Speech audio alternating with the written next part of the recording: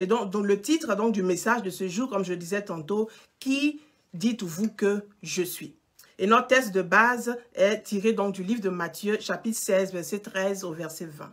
Et donc, on pourra avoir en légende le message de la semaine dernière afin de le visiter ou encore le revisiter.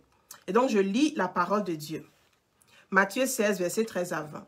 Jésus étant arrivé dans le territoire donc, de Césarée de Philippe, demandait à ses disciples, « Qui dit-on que je suis, moi, le Fils de l'homme » Ils répondirent, les uns disent que tu es Jean-Baptiste, les autres Élie, les autres Jérémie ou l'un des prophètes. Et vous, leur dit-il, qui dites-vous que je suis? Simon-Pierre répondit, tu es le Christ, le Fils du Dieu vivant. Jésus reprenant la parole lui dit, tu es heureux Simon, fils de Jonas, car ce ne sont pas la chair et le sang qui t'ont révélé cela, mais c'est mon Père qui est dans les cieux. Verset 18, et moi je te dis que tu es Pierre, et sur cette pierre je bâtirai mon église, et que les portes du séjour des morts ne prévaudront point contre elle. Je te donnerai les clés du royaume des cieux. Ce que tu lieras sur la terre sera lié dans les cieux, et ce que tu délieras sur la terre sera délié dans les cieux. Verset 20, alors il recommanda aux disciples de ne dire à personne qu'il était le Christ. Jésus-Christ faisait son ministère, alléluia, allant ça et là, guérissant les malades, ressuscitant les morts, restaurant les vies, annonçant la bonne nouvelle du royaume. Partout où il arrivait, il annonçait la bonne nouvelle du royaume. Alors sa réputation le précédait et on parlait de lui partout. À son arrivée dans des endroits, ce sont des foules de gens qui sortaient, soit pour l'accueillir, soit pour le chasser. On se rappelle de la foule de Gadara, quand Jésus-Christ avait guéri le fou de Gadara. Les gens de Gadara étaient sortis, ils avaient dit, Jésus, nous, on ne veut pas de toi ici. Et Jésus s'était retourné en Galilée. Mais arrivé en Galilée, la Bible nous dit que la foule l'attendait. Alléluia. La foule l'attendait, la foule le pressait justement de partout parce qu'ils avaient entendu parler de lui. La foule était en liesse et c'est dans cette foule-là qu'on se rappelle que la femme qui avait la perte de sang depuis 12 ans va avoir la guérison. Alors un jour, Jésus va poser cette question-là à ses disciples. C'est vrai qu'il a commencé le ministère, c'est vrai qu'il est en train de faire des choses, c'est vrai qu'il leur donne des enseignements en groupe, comme en aparté, il leur donne des enseignements, mais Jésus veut savoir, est-ce que le message est en train de passer? Il veut savoir et donc il s'arrête un moment. Et donc il dit, que disent les gens au sujet du Fils de l'homme?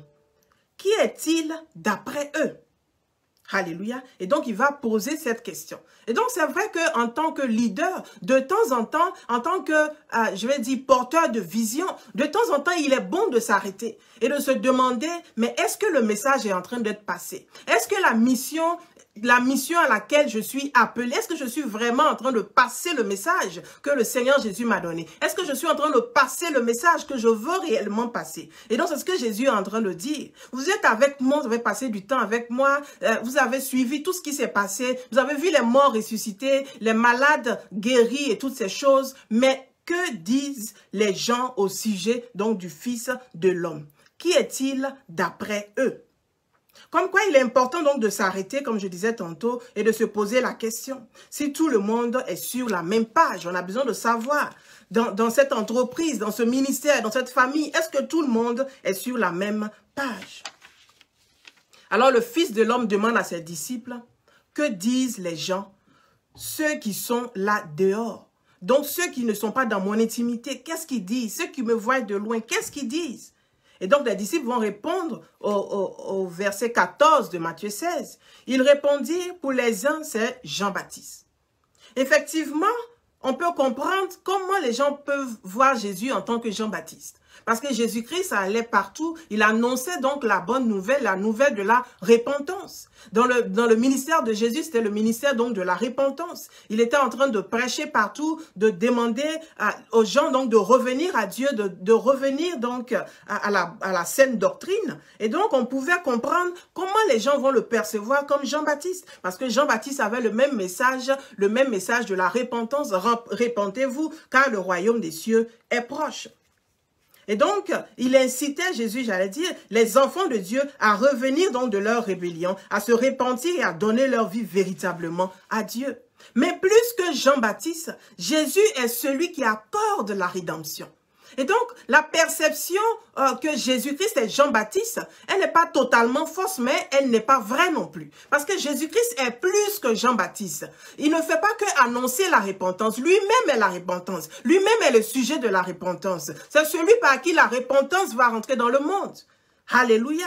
Et donc, cette connaissance, j'allais dire, n'était pas complète de Jésus. Et donc, les disciples vont continuer pour dire, pour d'autres, tu es Élie.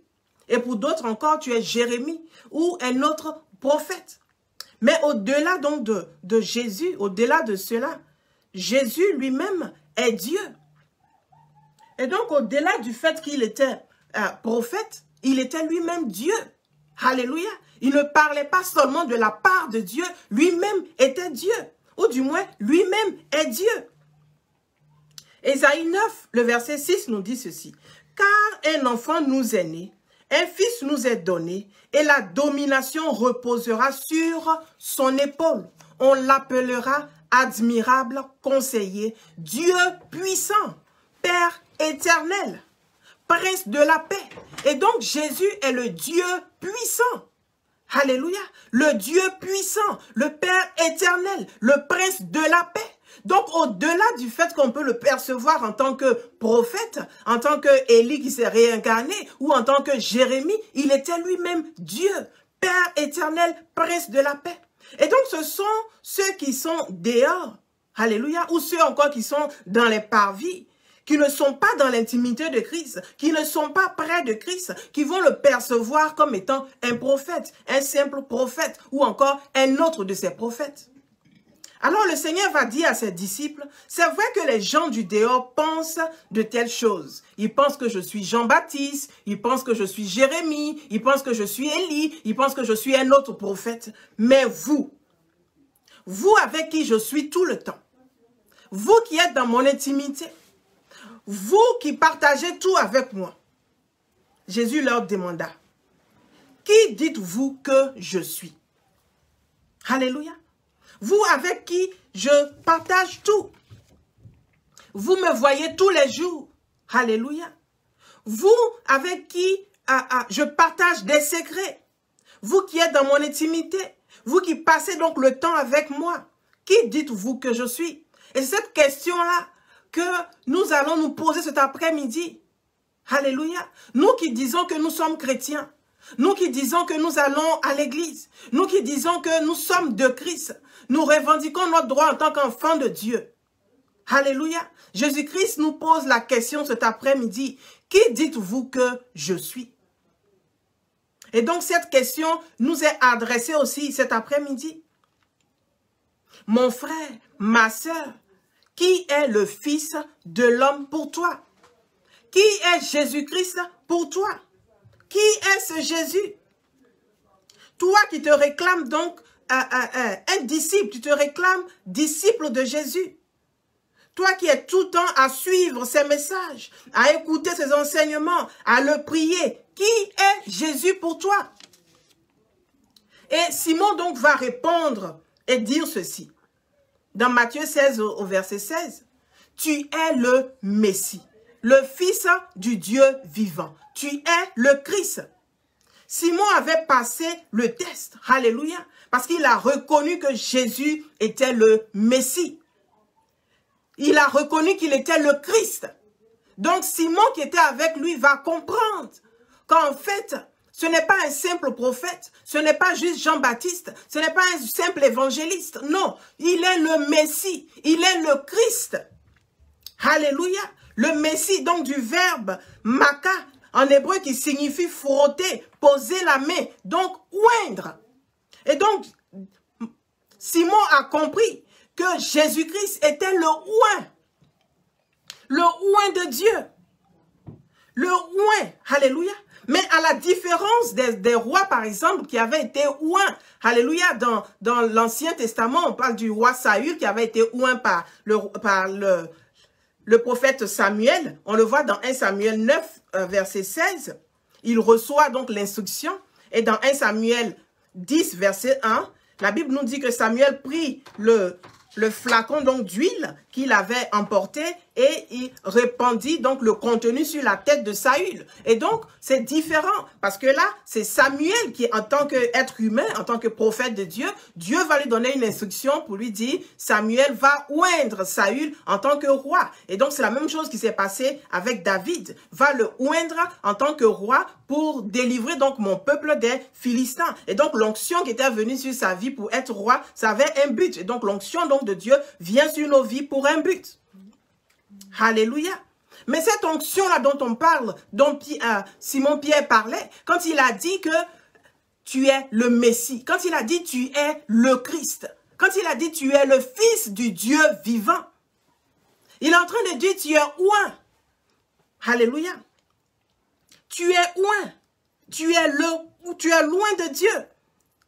Et donc, il ne s'agissait pas seulement d'un sauveur ou d'un rédempteur qui avait été donc, je vais dire, oint par un homme. Ésaïe 61, le verset 1 nous dit ceci, « L'Esprit de l'Éternel, du Seigneur, est sur moi, car l'Éternel m'a oint. » Et donc là, c'est Jésus-Christ qui est en train de parler. Ce n'est pas un prophète qui l'a oint, ce n'est pas un homme qui l'a oint, mais c'est l'Esprit de l'Éternel. Et donc, c'est l'Éternel lui-même qui l'a oint. Depuis la nuit des temps. Et donc, Jésus-Christ n'était pas n'importe lequel des oints, mais il est loin. Alléluia. Le seul. Donc, Simon va répondre, tu es le Messie, le Fils de Dieu, du Dieu vivant, tu es le Christ. Il est en train de dire, tu es celui qu'on attendait. Tu es le véritable Dieu, tu es le véritable Sauveur, tu es le Messie, celui qu'on attendait, celui que les prophètes avaient annoncé. Donc, qui dites-vous que je suis? La question nous est adressée cet après-midi. Qui est Jésus pour toi? Qui est Jésus pour moi? On continue la lecture d'Ésaïe 61, verset 1. Alléluia. Jusqu'au verset 3, on va lire. « L'Esprit de l'Éternel du Seigneur est sur moi, car l'Éternel m'a oint pour annoncer aux humiliés une bonne nouvelle. » Alléluia. Donc, Jésus-Christ est venu pour annoncer aux humiliés une bonne nouvelle. Oui, il m'a envoyé afin de panser ceux qui ont le cœur brisé. Est-ce que tu as le cœur brisé cet après-midi? C'est de Jésus-Christ dont tu as besoin. Est-ce que tu as été humilié cet après-midi? C'est de Jésus-Christ dont tu as besoin. Le Messie, le oint de Dieu. D'annoncer aux captifs leur délivrance. Alléluia. Est-ce que tu te sens emprisonné? C'est Jésus-Christ qui donne la délivrance. Et à ceux qui sont prisonniers, leur mise en liberté. C'est Jésus-Christ qui donne la liberté afin de proclamer l'année de la faveur de l'Éternel. Je veux proclamer l'année de la faveur de l'Éternel dans la vie de quelqu'un cet après-midi au nom puissant de Jésus de Nazareth. L'Esprit de Dieu donc m'a oint. Alléluia. Afin d'annoncer une année de faveur de l'Éternel et un jour de rétribution pour notre Dieu, afin de consoler ceux qui mènent le deuil et d'apporter à ceux qui dans Sion sont endeuillés. Alléluia. La splendeur au lieu de la cendre, pour mettre sur la tête l'huile de l'allégresse au lieu de l'huile du deuil. Et pour les vêtir d'habits de louange. Le Seigneur veut nous vêtir d'un habit de louange. Alléluia. Et c'est ce que Jésus-Christ fait. Le Messie, alléluia. Il n'est pas juste un évangéliste, il n'est pas juste un prophète, il n'a pas juste le don de guérison, mais il fait toutes ces choses. Il délivre les prisonniers. Alléluia. Il délivre les prisonniers. Il nous vêtit donc d'un habit de louange au lieu d'un esprit abattu, afin qu'on les appelle les chaînes de justice, la plantation de l'Éternel qui manifeste sa splendeur. Simon est en train de dire au Seigneur, voici ce que je pense de toi. Tu es le Messie, le sauveur du monde, celui qui peut tout. Voici ce qu'il est en train de dire. Je pense que tu es celui qui avait été promis pour mettre fin à la souffrance de l'humanité. Je pense que tu es celui qui peut prendre le péché de l'humanité. Tu es celui qui peut nous racheter donc de cette mort certaine. Tu es celui qui peut nous racheter donc de l'enfer, du feu de l'enfer. Tu es celui qui peut nous racheter donc de la mort, qui peut nous enlever des griffes de la sorcellerie. Tu es celui qui peut nous arracher donc de la mort. Alléluia. Je pense que tu es celui qui redonne de l'espoir. Quand Simon-Pierre dit, tu es le Messie, il est en train de dire, Seigneur Jésus, je pense que tu es celui qui donne de l'espoir à celui qui n'a plus d'espoir. Tu es celui qui donne de l'espérance, Seigneur, quand tout est désespéré. Colossiens 1, le verset 17 nous dit, il est avant toute chose et toute chose subsiste en lui. C'est lui le Messie. Le psaume 110, le verset 4 nous dit, l'Éternel l'a juré et il ne s'en repentira point. Tu es sacrificateur pour toujours, à la manière de Melchisédek. Il est sacrificateur éternellement. Alléluia. Et donc, c'est lui qui va entrer dans le lieu très saint et qui va nous introduire chaque fois auprès du Père. Il est sacrificateur éternellement. C'est ce que Simon-Pierre est en train de dire. Tu es le Messie, tu es le Christ, tu es le Sauveur, tu es celui qui doit venir nous racheter. Tu es le Rédempteur, le Fils du Dieu vivant. Alléluia. Qui dites-vous que je suis? Alors, le Seigneur va lui dire à Simon, tu as bien vu. Tu as tellement bien vu que je suis sûr que cette révélation ne vient pas de toi, ne vient pas de ta chair, ne vient pas de ton être. Mais c'est une révélation qui vient d'en haut, qui vient de mon Père qui est dans les cieux. Alléluia. Matthieu 16, le verset 16. Simon a répondu, tu es le Messie, tu es le Christ, tu es le Fils du Dieu vivant. Le verset 17 nous dit ceci. Jésus reprenant la parole lui dit, tu es heureux, Simon, fils de Jonas, car ce ne sont pas la chair et le sang qui t'ont révélé ces choses, mais c'est mon Père qui est dans les cieux. En réalité, la chair et le sang peuvent nous révéler des choses. Notre propre chair peut nous faire des révélations.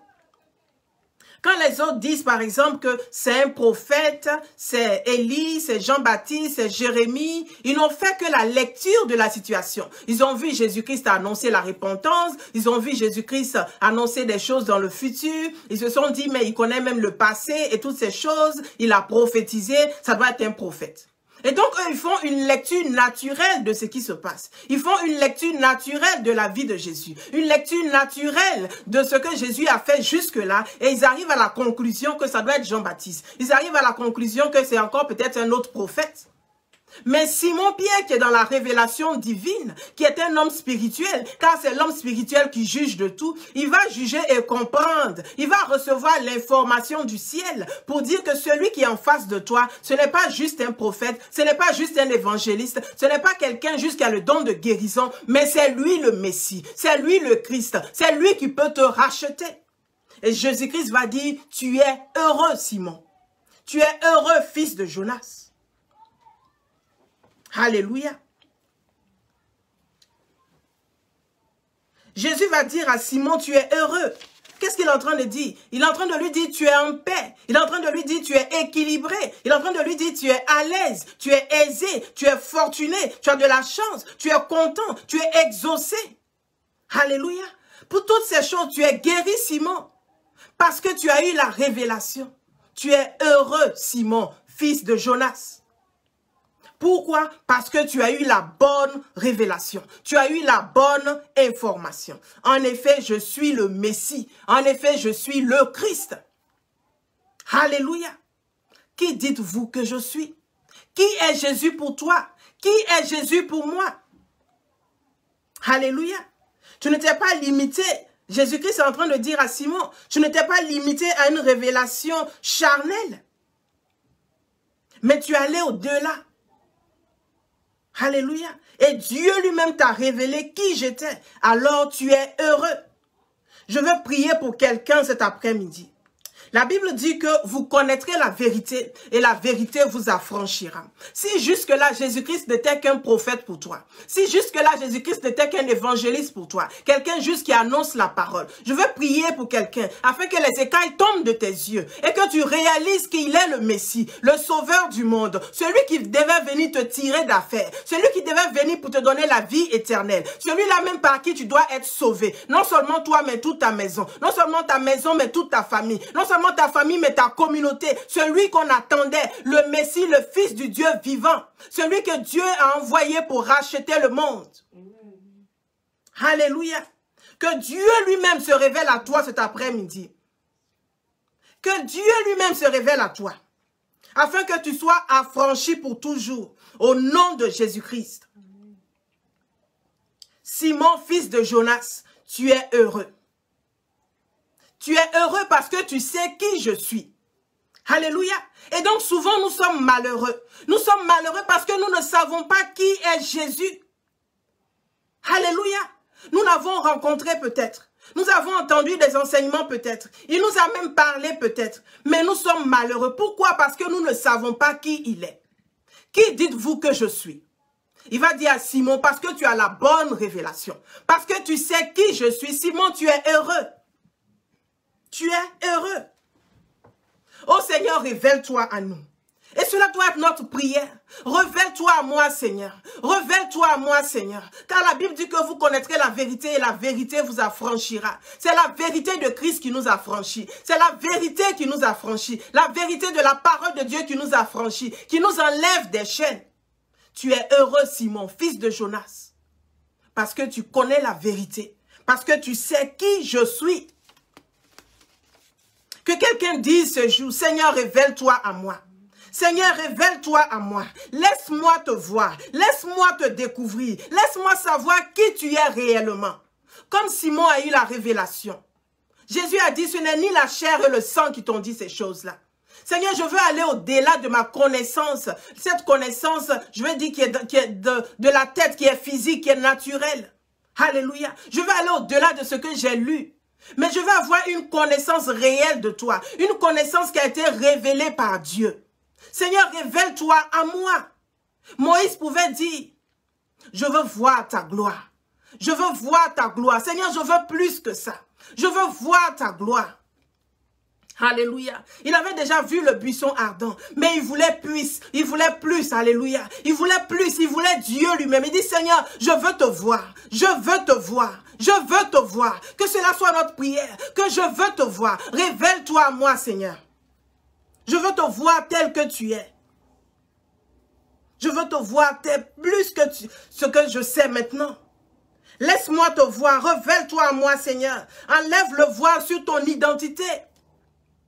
Alléluia. Jusqu'à ce jour, il y a des gens qui pensent encore, il y a des religions qui le disent encore, que c'est juste un prophète, c'est juste quelqu'un qui est venu, il a juste marqué son temps, il a juste fait ceci, il a juste fait cela.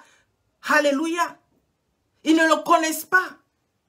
Mais la Bible nous dit que si l'évangile est voilé, il est voilé pour ceux qui périssent, il est voilé pour ceux qui sont dehors. Parce que quand nous ne connaissons pas la vérité, effectivement nous allons mourir. Quand nous ne savons pas qui est Jésus, effectivement nous courons tout droit vers la mort. Jésus-Christ c'est le Messie, c'est le Fils du Dieu vivant, c'est celui qui a été envoyé pour que nous soyons sauvés, c'est celui qui a été envoyé pour que nous ayons la vie éternelle.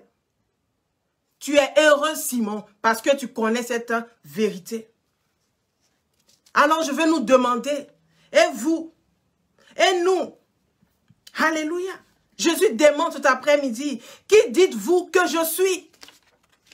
Parce que notre bonheur est rattaché à cette vérité. Notre bonheur est rattaché donc à cette connaissance, à la réponse à cette question. Simon donne la réponse qui vient du trône. Alors le Seigneur Jésus poursuit pour lui dire, dans le verset 18 de Matthieu 16, « Et moi, je te dis que tu es Pierre, et que sur cette pierre, je bâtirai mon église, et que les portes du séjour des morts ne prévaudront point contre elle. » Alléluia, tu es Pierre. Donc parlons donc de son nom, tu es Pierre. Et donc son nom c'est Pierre. Mais sur cette pierre, alléluia, c'est-à-dire sur ce roc, c'est-à-dire sur cette connaissance, c'est-à-dire sur cette vérité, je vais établir mon église, je vais construire mon église. Alléluia. Je vais édifier mon église sur cette vérité que je suis le Messie. C'est ce que Pierre avait dit. C'est ce que Simon Pierre avait dit. Que tu es le Messie. Et donc Jésus lui dit, sur cette vérité que je suis le Messie, c'est sur cette vérité que je vais construire mon église. Alléluia. En clair, c'est sur la vérité que Jésus est le Messie, que Jésus est le Christ, que l'Église peut être construite, que l'Église peut être élevée, que l'Église, alléluia, peut grandir. C'est sur la vérité que Jésus est le Messie. Alléluia. Et donc, le socle de l'Église, c'est sur cette vérité que Jésus-Christ est le Messie. Jésus-Christ est le Christ. Il est le sauveur du monde. Il est le Rédempteur. Il est celui qui avait été promis pour sauver ce monde. Et qui est l'Église? L'Église, c'est toi. L'Église, c'est moi. C'est nous qui avons donné notre vie au Seigneur Jésus. C'est nous l'Église.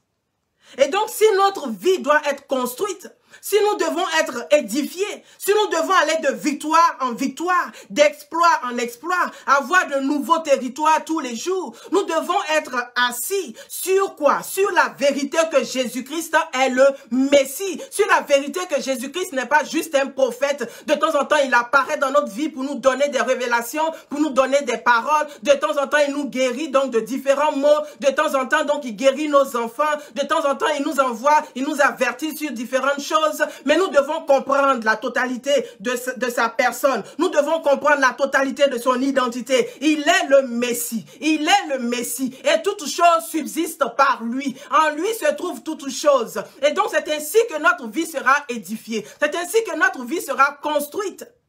Sur cette vérité, je vais te demander cet après-midi, qui est Jésus pour toi? Est-ce un prophète? Est-ce Jérémie? Est-ce Élie? Est-ce Jean-Baptiste? Ou est-il le Messie? Notre vie, nos vies doivent être construites, édifiées, élevées sur le socle. Et ce socle-là, c'est la vérité biblique que Jésus-Christ est le Messie. Il n'y a pas d'autre Messie. Il dit, il est le chemin, la vérité et la vie. Alléluia. Quand nous avons cette base que Jésus-Christ est le Messie, comment est-ce que nous allons être dans le désarroi? Comment est-ce que nous allons être abattus? Comment est-ce que nous allons courir ça et là, sachant que nous avons le Messie avec nous? Celui qui nous sauve de tout. Alléluia. Celui qui nous sauve de tout. Et vous, qui dites-vous que je suis? Alléluia. Qui dites-vous que je suis? Qui est Jésus pour toi? Celui qui te guérit de la lèpre? Celui qui te dit ton passé? Qui est Jésus pour toi? Répondons cet après-midi. Répondons à Christ quand tu nous poses la question. Tu es le Messie, le Fils de Dieu, le Sauveur du monde. Jésus dit à Simon, parce que tu as eu la révélation de ces choses, tu es heureux. La Bible nous dit dans Osée 4, verset 6, « Mon peuple est détruit, mon peuple est détruit parce qu'il manque la connaissance. Puisque tu as rejeté la connaissance, je te rejetterai et tu seras dépouillé de mon sacerdoce. Puisque tu as oublié la loi de ton Dieu, j'oublierai aussi tes enfants. » Je veux dire à quelqu'un ce jour, par les compassions de Christ, je t'en prie, ne rejette pas la connaissance. Ne nous y trompons pas. Il n'y a pas d'autre chemin que Jésus-Christ. Il n'y a pas d'autre Messie que Jésus-Christ. Il n'y a pas d'autre sauveur que Jésus-Christ de Nazareth. Il n'est pas l'un des Messies. Il n'est pas l'un des oints de Dieu. Mais le seul, le véritable, l'unique, le Messie, celui dont les prophéties parlaient. Alléluia. C'est lui. Et cette vérité ancrée en nous qui nous permettra d'avoir une vie accomplie. Jésus continue pour dire à Simon, dans le verset 19, « Je te donnerai les clés du royaume des cieux. Ce que tu liras sur la terre, c'est-à-dire dans d'autres versions, ce que tu interdiras sur la terre, sera lié dans les cieux ou encore sera interdit dans les cieux. Et ce que tu délieras sur la terre, c'est-à-dire ce que tu permettras sur la terre, sera permis dans les cieux ou sera délié dans les cieux. » Jésus-Christ va donner la clé, ou du moins les clés du royaume à Simon. Pourquoi? Parce qu'il a eu la révélation. Nous avons besoin des clés du royaume pour avancer. Nous avons besoin des clés du royaume pour ouvrir les portes sur cette terre. Alléluia. Et Jésus-Christ va dire à Simon, parce que tu sais qui je suis, parce que tu as eu la révélation de Dieu, de savoir que moi je suis le Messie, le Christ, le Fils du Dieu vivant, je te donne les clés du royaume des cieux. Et donc chaque fois que tu vas ouvrir la bouche, chaque fois que tu vas poser une action, et tu vas dire j'interdis le chômage sera interdit sur la terre. Quand tu vas dire que j'interdis le célibat sera interdit sur la terre. Quand tu vas dire j'interdis la disette, défaite, j'interdis le manque, j'interdis la maladie, j'interdis le cancer. Toutes ces choses seront interdites sur la terre parce que à cause des clés que je te donne. Mais comment obtenir ces clés? C'est par la connaissance de Christ. C'est par la connaissance que Christ est le Messie. Alléluia. Christ est le Messie. Et à part lui, il n'y a pas d'autre Dieu. À part lui, il n'y a aucun autre Rédempteur. Donc Jésus-Christ continue pour dire à Simon, parce que tu sais que je suis le Messie, je te donne maintenant les clés du royaume des cieux. Il y a des portes qui sont fermées dans nos vies. Alléluia. Il y a des portes qui sont fermées dans nos vies. Et nous avons besoin des clés du royaume. Mais comment avoir ces clés du royaume? Nous devons aller vers Jésus-Christ de Nazareth, le Dieu de gloire, le Seigneur tout-puissant, le véritable, le Messie. Parce que nous savons que même si la porte du travail a été fermée pendant des années, mais si tu sais que Jésus-Christ est le Messie, ce n'est pas juste un prophète qui apparaît de temps en temps. Ce n'est pas juste ton plan B. Ce n'est pas juste une option. Mais il est le Messie, il est le Christ, la solution à tout. On courra vers lui, on dira, Seigneur, les portes du travail me sont fermées. Donne-moi la clé afin que je puisse les ouvrir. Il a dit à Simon, il dit, je te donne les clés du royaume. Et tout ce que tu liras sur la terre sera lié dans les cieux à cause de la connaissance que tu as de moi. Parce que tu sais que je suis le Messie. Parce que le Seigneur nous incite à ne pas jeter nos perles au pourceau. Et donc, il ne le fera pas. Si nous n'avons pas la connaissance de Christ, il ne peut pas nous donner les clés du royaume. Parce qu'il ne saura pas qu'est-ce que nous allons permettre. Alléluia. Qu'est-ce que nous allons mettre et démettre. Qu'est-ce que nous allons permettre ou interdire. Il doit pouvoir nous faire confiance que nous savons que c'est lui le Messie, afin qu'il nous remette les clés du mariage, afin qu'il nous remette les clés de la prospérité, afin qu'il nous remette les clés de nos ministères, afin qu'il nous remette les clés du salut de nos familles, afin qu'il nous remette les clés de la délivrance. Alléluia. Il dit, Simon, tu es heureux. Tu es heureux de savoir cette vérité. Et donc notre bonheur se trouve dans notre connaissance de Christ. Il dit, mon peuple périt par faute de connaissance. Mais quelle est cette connaissance? C'est la connaissance de Christ. Alléluia. La connaissance de qui est Christ. Ce n'est pas juste un prophète. Ce n'est pas juste celui qui nous dépanne de temps en temps. Ce n'est pas le plan B. Alléluia. Il est le Messie, le véritable. Et il dit donc à Pierre, sur cette pierre, sur cette vérité, sur ce socle, alléluia, je te fais donc la promesse d'établir l'église. Je te fais la promesse d'établir ta vie. Sur quelle vérité as-tu construit donc ta vie? Sur quelle vérité? Quel est le socle de ta vie? Est-ce Jésus-Christ, le Messie? Alléluia. Parce que si le socle de notre vie est Jésus-Christ le Messie, nous savons alors que nous n'avons pas à regarder ça et là, à jeter des regards inquiets parce qu'il nous a dit d'aller de l'autre bord. Nous savons que nous n'allons pas couler. Alléluia. Il dit le royaume des cieux, c'est comme un homme qui a construit une maison, mais sur le roc, le vent est venu, la tempête est venue, la tornade est venue, mais la maison est restée. Mais si nous n'avons pas Christ, si nous ne savons pas que c'est lui le Messie, nous allons construire nos maisons sur du sable. Le sable, c'est quoi? C'est la connaissance faible, pas profonde que nous avons. Oh oui, c'est un prophète. Oh oui, il dit de belles paroles. Oh oui, c'est un homme de paix. C'est ça le sable. Et nous construisons nos vies sur ce genre de choses. Mais quand vient la tornade, quand vient donc la tempête, quand vient la pluie, la maison va se renverser, nos vies seront chamboulées, nos vies seront renversées parce que nous n'avons pas la bonne connaissance. Il dit, et vous, qui dites-vous que je suis? Je nous pose la question cet après-midi. Qui est Jésus-Christ de Nazareth? Sur quoi avons-nous construit nos vies? Avons-nous construit nos ministères? Avons-nous construit la vie de nos familles? Sur le socle, Jésus-Christ le Messie, celui qui peut tout. Alléluia. Nous avons besoin des clés du royaume des cieux, afin de mettre et de démettre, afin de permettre et d'interdire. Alléluia. Mais cela dépend de notre réponse à cette question. Qui dis-tu que je suis?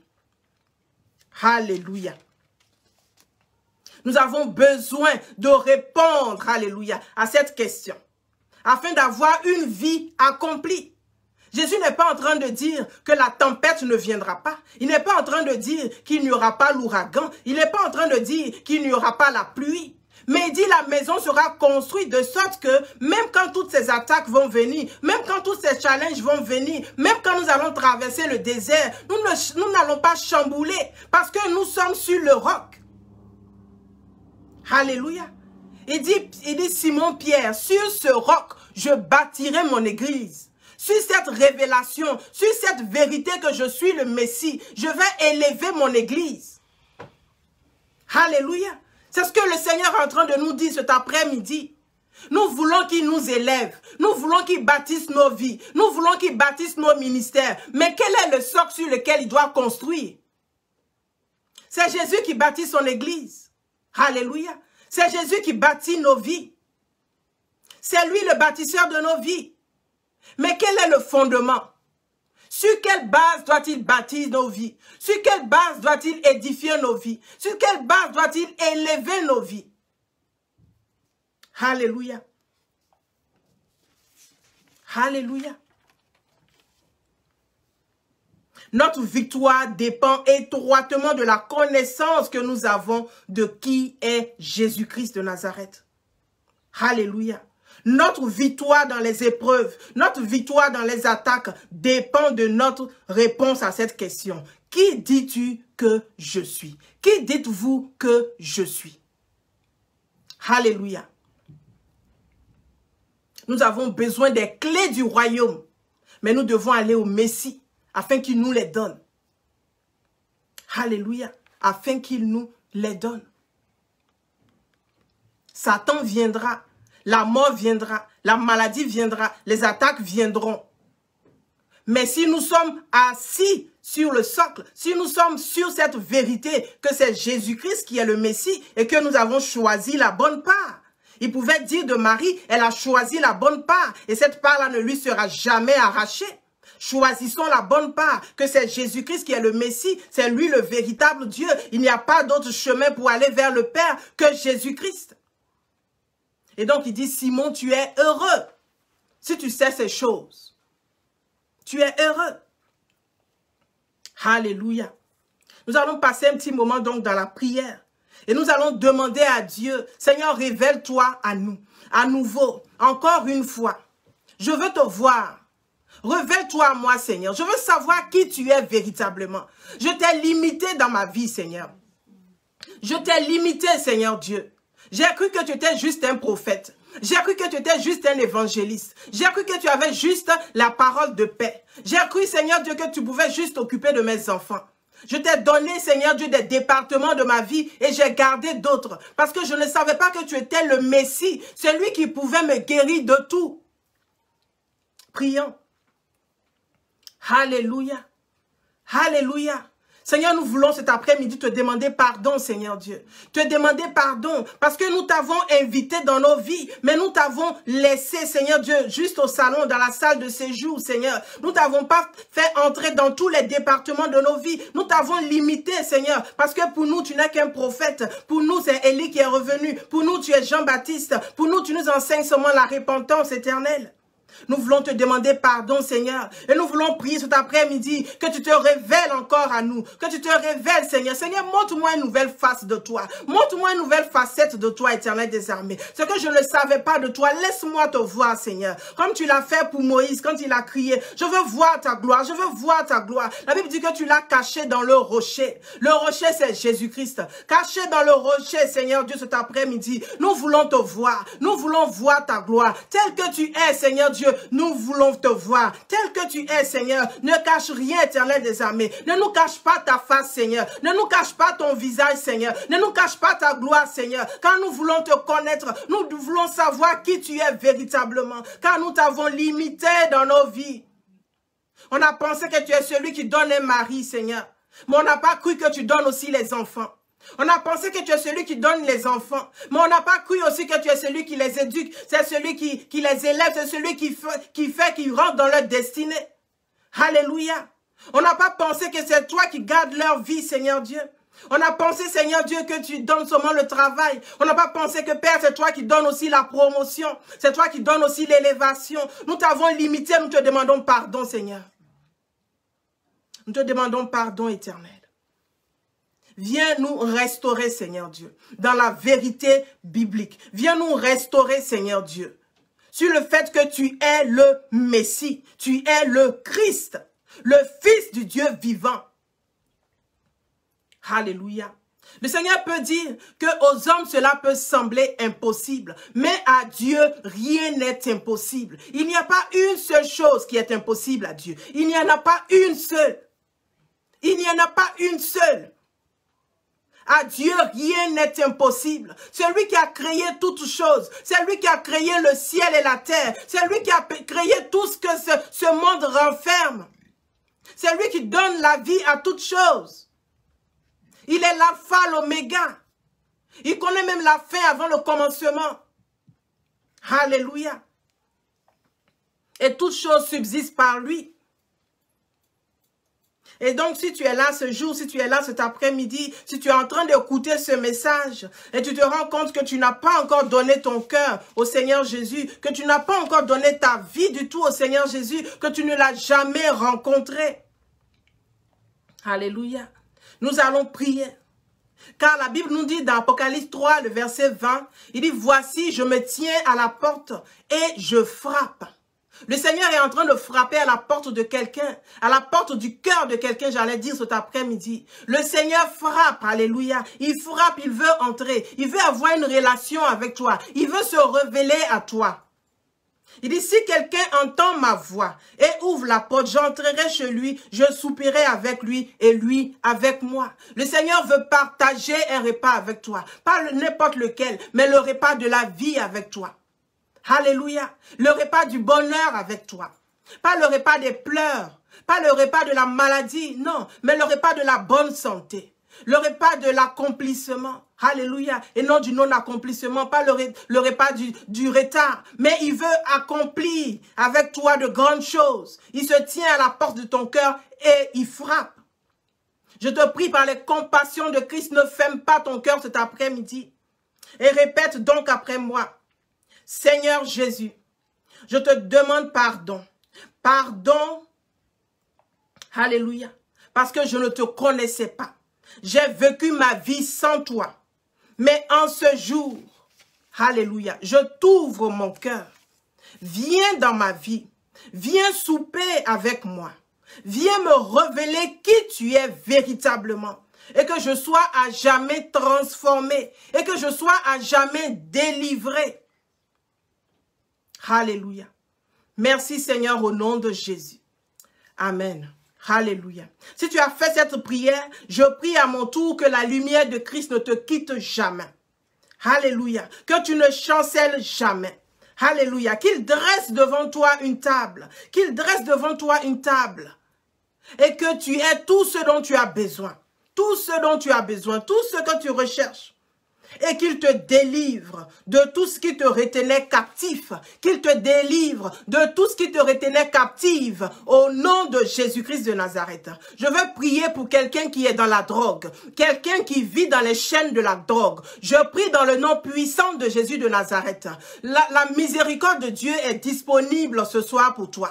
La grâce de Dieu est disponible ce soir pour toi. Je veux prier que de là où tu es, alors que tu me regardes, que tu lèves ta main. Et même si tu regardes ce message en différé, que tu lèves ta main afin que Jésus-Christ vienne te délivrer de la drogue, des chaînes de la drogue. Je prie dans le nom puissant de Jésus que les chaînes de la drogue soient brisées sur ta vie maintenant dans le nom de Jésus de Nazareth. Que cette emprise que la drogue a sur toi te lâche maintenant dans le nom de Jésus. Que le feu de Dieu te délivre, que le feu de Dieu te libère, que le feu de Dieu brise les chaînes de la drogue, les chaînes de la dépendance dans le nom puissant de Jésus de Nazareth. Que les anges de de Dieu vienne maintenant te soutenir et que tu laisses tout ce qui est drogue, que tu laisses tout ce qui est alcool, que tu laisses tout ce qui est cigarette, dans le nom de Jésus de Nazareth, parce que tu es tenu dans les chaînes de la drogue, parce que le Seigneur a une vie pour toi, le Seigneur a une mission pour toi, le Seigneur a quelque chose de meilleur pour toi, mais le diable te tient, il te tient enchaîné par la drogue. Je prie maintenant que le Seigneur te libère, que lui-même vienne à toi, alors que tu lèves ta main,